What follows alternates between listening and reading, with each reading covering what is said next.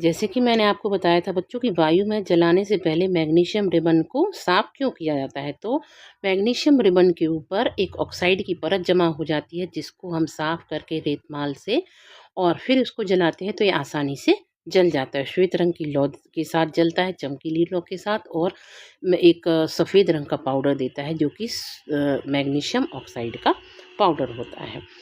इसके बाद अगला क्वेश्चन है, निम्नलिखित रासायनिक अभिक्रियाओं के लिए संतुलित समीकरण लिखिए। तो आज मैंने आपको संतुलित करना सिखाया है, आप इनको संतुलित करके और मुझे बता सकते हैं। अगर आपको कोई भी संतुलित करना समीकरण को नहीं आ रहा है या आपको दिक्कत हो रही है, आप मुझे कमेंट में लिख सकते हैं, मैं दोबारा आपको उनको समझा दूंगी। इसके बाद निम्नलिखित अभिक्रियाओं के लिए उनकी अवस्था के संकेतों के साथ संतुलित रासायनिक समीकरण, मीन्स पदार्थ सॉलिड है, लिक्विड है, गैस है, क्या है, उसको लिख के और आपको मुझे बताना है। ये आपके लिए होमवर्क है। नेक्स्ट हम देखते हैं रासायनिक अभिक्रियाओं के प्रकार।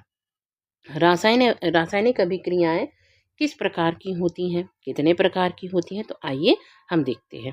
कक्षा 9वीं में अपन पढ़ चुके हैं कि रासायनिक क्रिया के समय किसी एक तत्व का परमाणु ना तो दूसरे तत्व के परमाणु में बदलता है, ना कोई परमाणु मिश्रण से बाहर जाता है। जैसे कि पदार्थ की 3 अवस्थाएं होती हैं, उन्हीं के अंदर ये रासायनिक अभिक्रियाएं होंगी। तो ना तो कोई परमाणु जो है, तत्व का कोई भी परमाणु दूसरे तत्व के परमाणु में चेंज हो सकता है, उसके जैसा नहीं बन सकता है, ना ही कोई परमाणु मिश्रण से बाहर जाता है। जैसे कि आपका एक फ्रेंड सर्किल है, तो आपके फ्रेंड सर्किल में, आपके दोस्तों में या फ्रेंड्स में आपके जैसे ही लोग होंगे, लेकिन पूरी तरीके से नहीं। कुछ गुणों में उनके में और आपके में अंतर होगा, डिफरेंस होगा। तो हम ये कोशिश नहीं करते हैं कि हम उनके जैसे गुणों को ग्रहण कर लें। हाँ, हम अपने तरीके से अपने गुणों को, या अगर कोई अच्छा है, कोई बच्चा पढ़ता है, तो हम उसको देख के पढ़ने की कोशिश करते हैं कि हाँ भाई, इसके इतने परसेंट आ रहे हैं तो हम भी अपने इतने परसेंट लेके आए। ये ऐसा कोशिश तो करते हैं, लेकिन हम वो नहीं बन सकते जो वो है। तो इसी प्रकार से अगर हम देखें तो कोई किसी भी तत्व का परमाणु दूसरे तत्व के परमाणु में बदलता नहीं है, ना ही कोई परमाणु मिश्रण से बाहर जाता है। जितने भी रहते हैं वो अंदर ही रहते हैं, और ना ही बाहर से मिश्रण के अंदर, बाहर से भी कोई आता नहीं है, अंदर से भी कोई परमाणु बाहर नहीं जाता है, ना ही एक तत्व का परमाणु दूसरे तत्व के परमाणु में बदलता है। वास्तव में किसी रासायनिक अभिक्रिया के परमाणु के आपसी आबंध मीन्स उनके अंदर जो बॉन्ड बनता है, जैसे अपन ने भी देखा था कि ऑक्सीजन को ज़रूरत होती है तो मैग्नीशियम देता है, मैग्नीशियम को ज़रूरत होती है तो अदर कोई देगा। तो इस प्रकार से अगर देखें तो उनके आबंध या उनके बॉन्ड या उनका जो बंध है, उनके टूटने और जुड़ने से ही, ये देखिए ये विशेष चीज़ है कि उसके आबंध टूटने और जुड़ने से ही नए पदार्थ का निर्माण होता है। ना ही कोई चेंज होता है, ना ही कुछ होता है, ना ही अंदर से बाहर परमाणु जाता है, ना ही बाहर से अंदर आता है।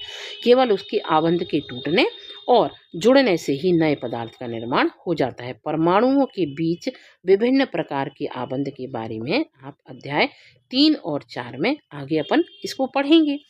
पहला अपनी अभिक्रिया जो है संयोजन अभिक्रिया। संयोजन अभिक्रिया नाम से देखिए स्पष्ट हो रहा है। संयोजन मीन्स किन्हीं दो पदार्थों का, या दो से अधिक भी हो सकते हैं, उनका जुड़ना या उनका आपस में मिलना। ठीक, इसको हम बोलते हैं संयोजन अभिक्रिया। जैसे कि एक बहुत सिंपल सा उदाहरण दिया गया है यहाँ पे क्रियाकलाप में करते हुए। देखिए ये एक बीकर क्या होता है, ये कांच का, देखिए ये कांच का आपको गिलास जैसा नज़र आ रहा है, इसको हम बीकर बोलते हैं। ये बीकर में थोड़ा सा कैल्शियम ऑक्साइड या बुझा हुआ चूना लेते हैं। बुझा हुआ चूना मीन्स क्या, जो आपके घर में चूना होगा, जैसे कई लोग पहले पुताई करने के लिए या साफ सफाई करने के लिए या पेंट करने के लिए पहले चूने का उपयोग किया जाता था। तो वो कैसा होता था, ठोस रूप में होता था चूना, और उसको काहे में डाला जाता था, उसको एक बाल्टी वगैरह में कुछ में डाल के और उसके ऊपर धीरे धीरे उसके साथ पानी मिलाया जाता था। तो आप सोचिए, दिमाग लगाइए, आपने अगर ऐसा देखा है या आपके घर में ऐसा हुआ है तो उस समय हुआ क्या था। बाल्टी में चूने को डाला, बड़े बड़े जो ढेले होते हैं उसके, उनको हमने डाल दिया टुकड़ों को, और टुकड़ों को जो चूने के जो टुकड़े थे हमने जब उनको डाला उसके ऊपर, उसके बाद हमने उसमें धीरे धीरे करके पानी डाला। तो क्या हुआ, आपने देखा होगा एकदम से उसमें बुलबुले आने लगते हैं और वो एकदम गर्म उसमें से जो है वो वाष्प निकलने लगती है, भापें निकलने लगती हैं, और उसका जो तापमान रहता है वो बहुत ज़्यादा हो जाता है। अगर वो किसी के हाथ पे गिर जाए तो उतना हाथ जल जाता है, ये मान के चलिए आप। तो उसका तापमान कितना अधिक बड़ा होगा कि वो हाथ जल जाएगा, इतना ज़्यादा बढ़ जाता है। तो जब हम देखते हैं तो इसके तापमान में भी परिवर्तन होता है, और जो पदार्थ है वो भी कैसा हो जाता है, वो पहले सूखा हुआ था फिर वो गीला हो जाता है, क्योंकि उसमें जल मिलाया गया है, और एकदम से उसमें से भाप निकलने लगती है। कैल्शियम ऑक्साइड जल के साथ तीव्रता से अभिक्रिया करके बुझे हुए चूने या कैल्शियम हाइड्रोक्साइड का निर्माण करता है। कैल्शियम हाइड्रोक्साइड का निर्माण करता है और अधिक मात्रा में ऊष्मा उत्पन्न करता है, बाहर निकालता है। तो इसका मतलब इसमें कौन सी अभिक्रिया हुई, जहाँ पे ऊष्मा जो है वो बाहर निकल रही है, इसके अंदर ऊष्मा छेपी अभिक्रिया हुई है, क्योंकि इसमें से ऊष्मा जो है वो बाहर निकल रही है। इसका अगर हम समीकरण देखें तो CaO, जो कि बिना बुझा हुआ चूना, मीन्स आपका जो सूखा टुकड़ा रहता है चूने का, वो।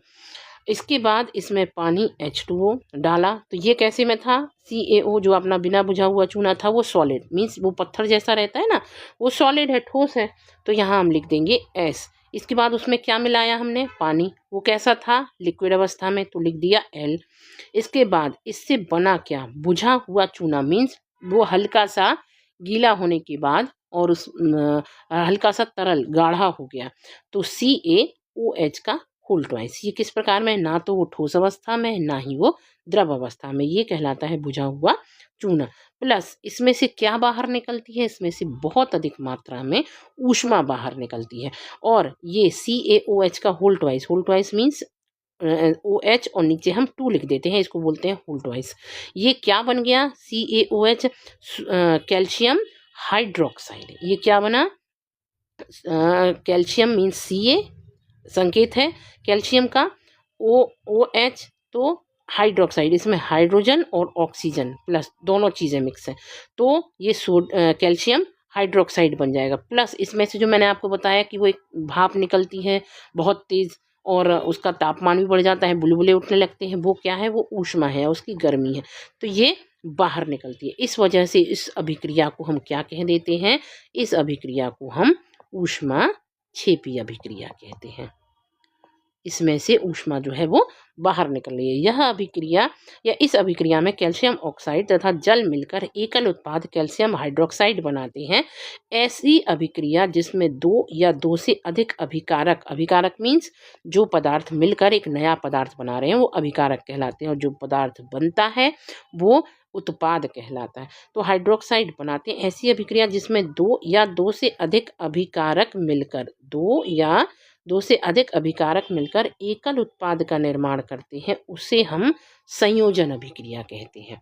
ये मैंने आपको पहले ही बता दिया है कि 2 या 2 से अधिक पदार्थ आपस में मिलकर या 2 अभिकारक मिलकर आपस में मिलकर एक उत्पाद का निर्माण, एक सिंगल उत्पाद का निर्माण करते हैं, तो उसे हम कौन सी अभिक्रिया कह देते हैं, उसे ही हम संयोजन अभिक्रिया कहते हैं। ये आपको ध्यान रखना है। संयोजन नाम से स्पष्ट हो रहा है, किन्हीं 2 या 2 से अधिक पदार्थों का आपस में मिलकर एक नया पदार्थ बना देना।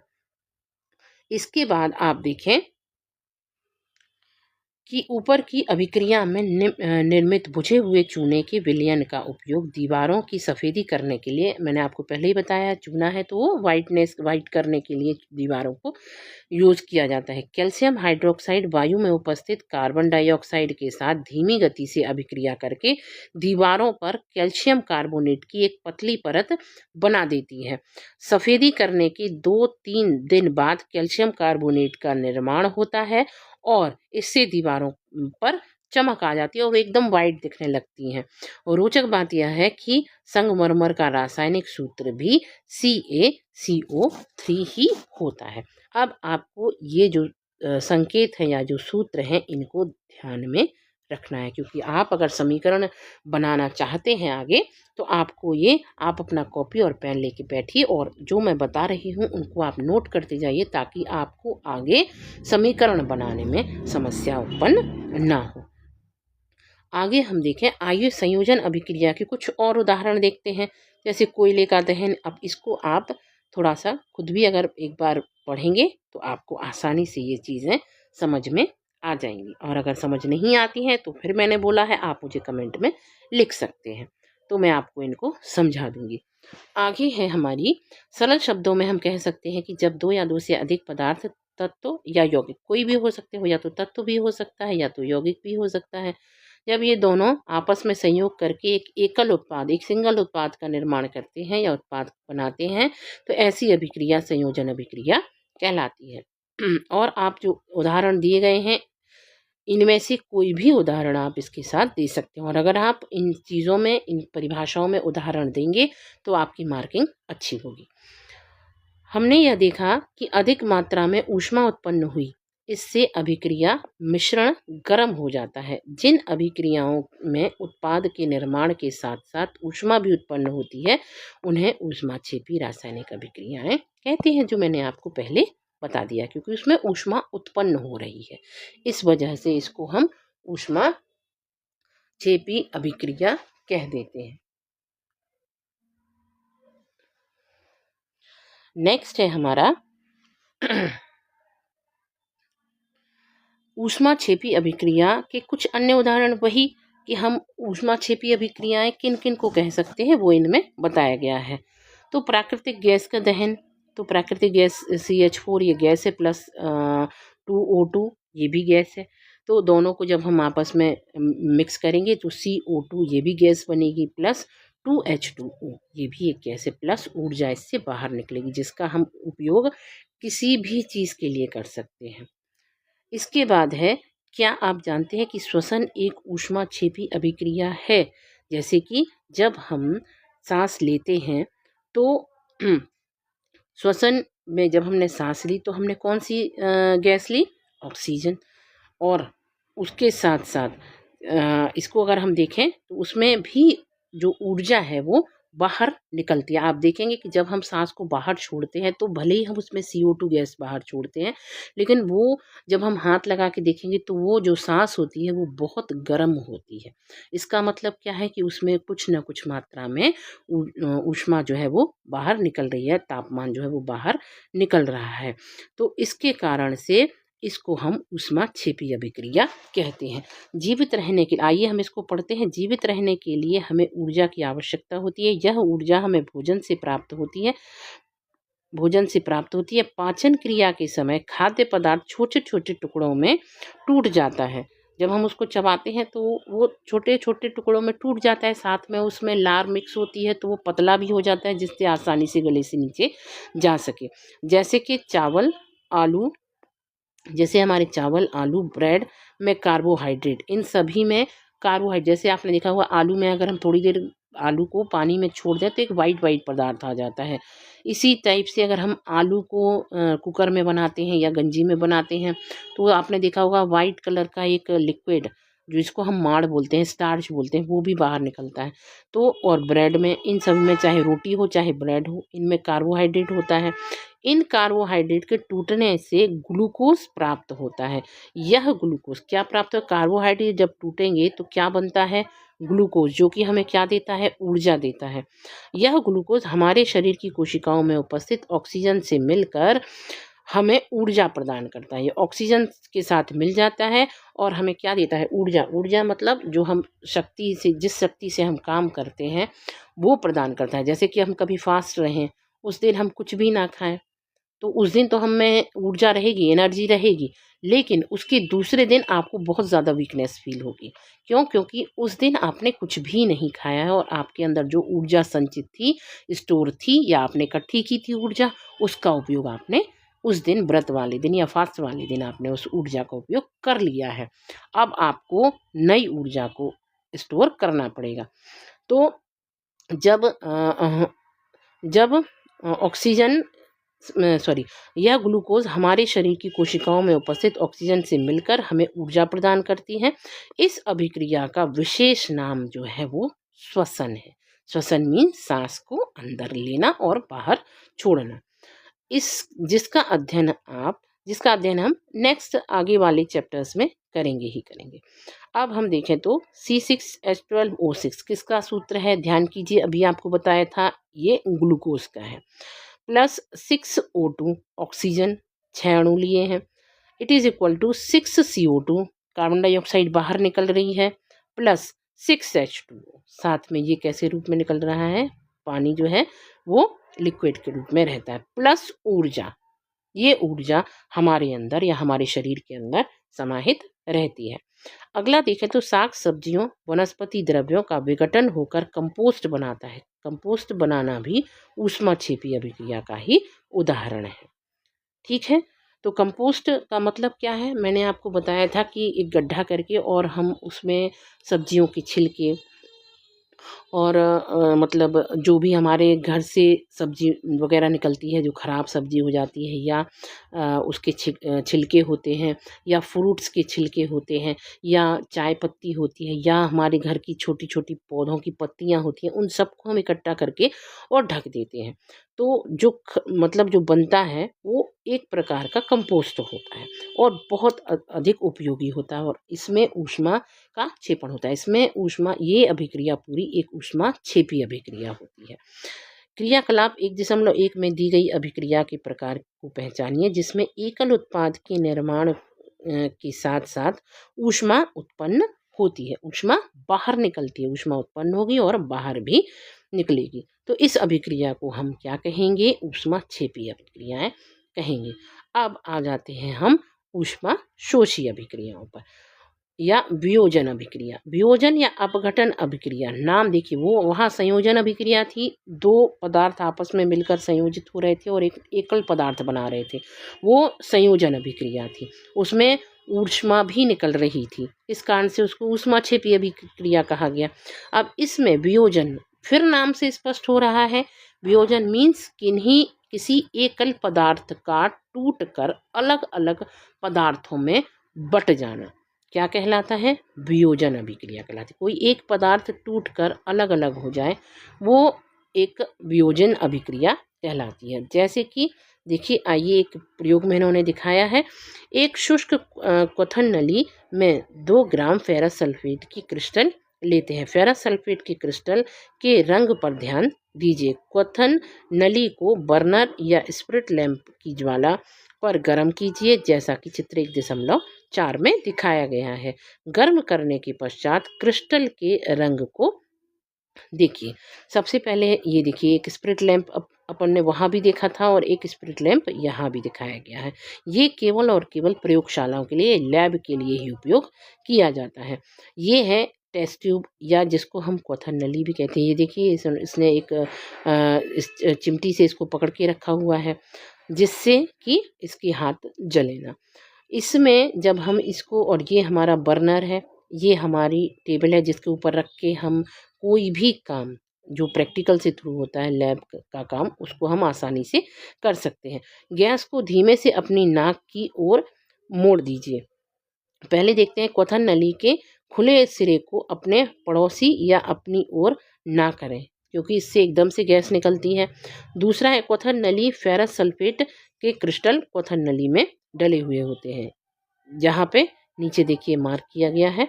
इसके बाद जब ये होता है तो एकदम से एक गैस निकलती है जो कि गैस को बहुत तेज़ी से निकलती है और अगर इसको किसी की साइड कर दिया जाए तो ये बहुत नुकसानदायक होती है।